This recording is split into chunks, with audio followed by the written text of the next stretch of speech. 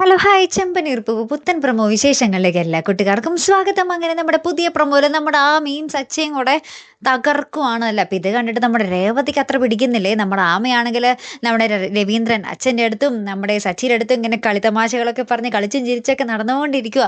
അപ്പം ലാസ്റ്റ് നമ്മുടെ രേവതി മുറിയിലിരുന്നുകൊണ്ട് പറയുന്നുണ്ട്, ഞാൻ കുട്ടിക്കാലത്ത് കളിച്ചു വളർന്നവരെ കാണുമ്പോൾ ഇങ്ങനെ കെട്ടിപ്പിടിക്കത്തൊന്നുമില്ല, ഒരു ഷെയ്ക്ക് ഹാൻഡ് കൊടുക്കും, അത്രേ ഉള്ളൂ എന്നൊക്കെ നമ്മുടെ സച്ചിയോട് പറയട്ടെ. അപ്പം സച്ചിക്ക് മനസ്സിലായി, ഇത് ലക്ഷണം വേറെയാണ് എന്ന് മനസ്സിലായി.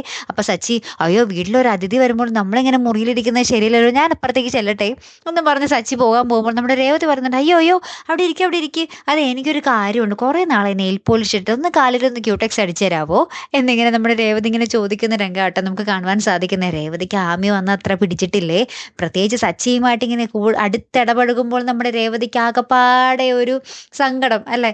കാത്തിരുന്നേനെ കാണാട്ടോ. അടുത്തൊരു വീഡിയോയുമായി വരുന്നത് വരയ്ക്കും ഗുഡ് ബൈ.